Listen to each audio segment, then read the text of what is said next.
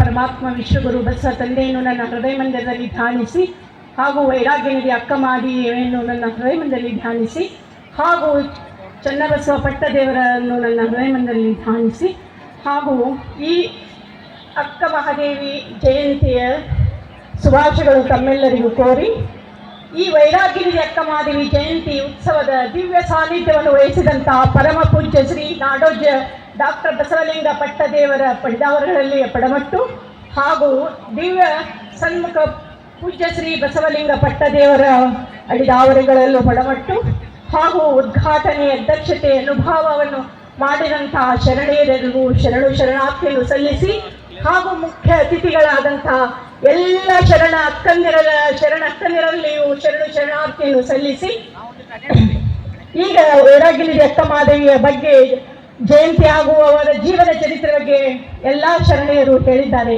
ನಾನು ಕೂಡ ಮೊದಲೇ ಅವರ ಜೀವನ ಚರಿತ್ರೆಯನ್ನು 15 ನಿಮಿಷದಲ್ಲಿ ಹೇಳಿದ್ದೀನಿ. ಆದರೆ ಮತ್ತೆ ಈಗ ಅದೇ ಸ್ವಲ್ಪ ಶಾರ್ಟ್ ಆಗಿ ತಗೋತಿದ್ದೀನಿ. ಏನಂದ್ರೆ ಜನಿತಕ್ಕೆ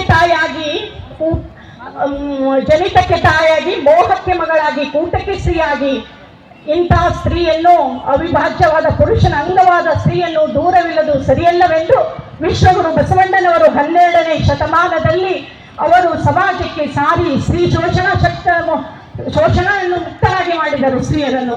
ಹಾಗೆ ಅನುಭವ ಮಂಟಪದಲ್ಲಿ ಸಮಾನತೆಗಾಗಿ ಹಾಗೂ ಸ್ವಾತಂತ್ರ್ಯಕ್ಕಾಗಿ ಮಹಾಮನೆಯಲ್ಲಿ ಮಹಾದ್ವಾರವನ್ನೇ ತೆರೆದರು. ಹೀಗೆ ಅಪ್ಪ ಬಸವಣ್ಣನವರು 12ನೇ ಶತಮಾನದಲ್ಲಿ ನಮಗೆ ಸ್ತ್ರೀಯರಿಗೆ ಅಂತ ಸ್ಥಾನವನ್ನು ಕೊಟ್ಟವರಾಗಿದ್ದರು. ಈಗ ನೋಡಿ, ರಷ್ಯಾ, ಅಮೇರಿಕಾ ಮತ್ತು ಅನೇಕ ದೇಶಗಳಲ್ಲಿ ಏನಿದೆ ಬಲಿಷ್ಠವಾದ ದೇಶಗಳು, ಅವು ಯಾವಾಗ ಸ್ತ್ರೀ ಸಮಾನತೆ ಕೊಟ್ಟವ್ರಿಗೆ 14ನೇ ಶತಮಾನದ, 15ನೇ ಶತಮಾನದ, 16ನೇ ಶತಮಾನದ.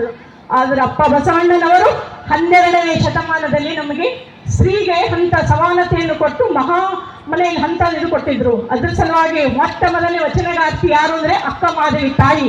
12ನೇ ವಯಸ್ಸಿನಲ್ಲಿ ಅವರು ವಚನಗಾರ್ತಿ, ಮೊದಲ ವಚನಗಾರ್ತಿ ಅಕ್ಕ ಮಹಾದೇವರು. ಒಟ್ಟು 770 ಅಮರಗಣಗಳಲ್ಲಿ 300-400 ವಚನಗಾರಿದ್ರೆ 36 ಜನ ಶರಣೀಯರು ವಚನಗಾರ್ತಿಯಾಗಿದ್ರು.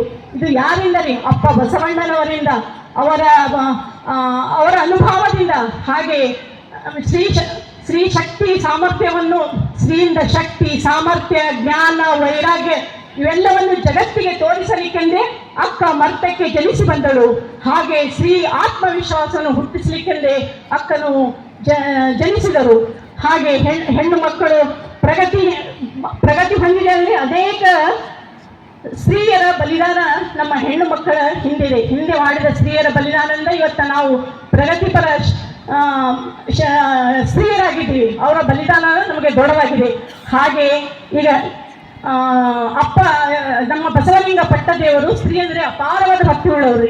ಯಾಕೆಂದರೆ ಪ್ರಸಾದನೆಯಲ್ಲಿ ಬೀದರ್ನಲ್ಲಿ ಅವ್ರು ಏನು ಮಾಡಿದ್ದಾರೆ, 5ನೇ ತರಗತಿ ಆ ಕೂಡಲೇ 6ನೇ ತರಗತಿಯಿಂದ ಮೇಲೆ ಎಲ್ಲ ಹುಡುಗಿಯರನ್ನು 20 ಜನ ಹುಡುಗಿಯರನ್ನು ವಿಶೇಷವಾಗಿ ಅವರಿಗೆ ಶಿಕ್ಷಣ ವಸತಿ ಅವರಿಗೆಲ್ಲ ಕೊಟ್ಟು ಅವರಿಗೆ ಶಾಲೆಯನ್ನು ನಡೆಸ್ತಾ ಇದ್ದಾರೆ ಅವರಿಗೆ.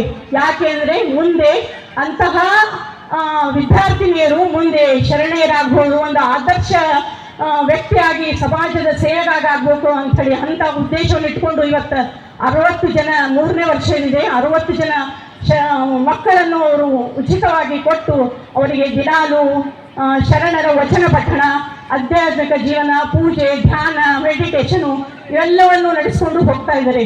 ಹಾಗೆ ಅಪ್ಪವರು ಇದೇ ರೀತಿ ನಮ್ಮ ಸ್ತ್ರೀಯರಿಗೆ ಗೌರವ ಕೊಟ್ಟು ಸ್ತ್ರೀ ಉದ್ಧಾರಕ್ಕಾಗಿ ಸಮಾಜ ಸೇವೆಗಾಗಿ ಶಿಕ್ಷಣದಲ್ಲಂತೂ ಪೂರ ರಾಷ್ಟ್ರದಲ್ಲೇ ಆದರ್ಶ ಮಾದರಿಯಾಗಿದೆ. ಇಂತಹ ಅಪ್ಪಾಜಿಯವರು ನಮ್ಮ ಮೇಲೆ ಕರುಣೆ ತೋರಿ ಸ್ತ್ರೀಯರಿಗೆ ಒಂದು ಸ್ವತಂತ್ರ ಸಮಾನತೆಯನ್ನು ಕೊಟ್ಟು ಬಡಬಗ್ಗರಿಗೂ ದೀನದಲಿತರಿಗೂ ಎಲ್ಲರಿಗೂ ಒಂದು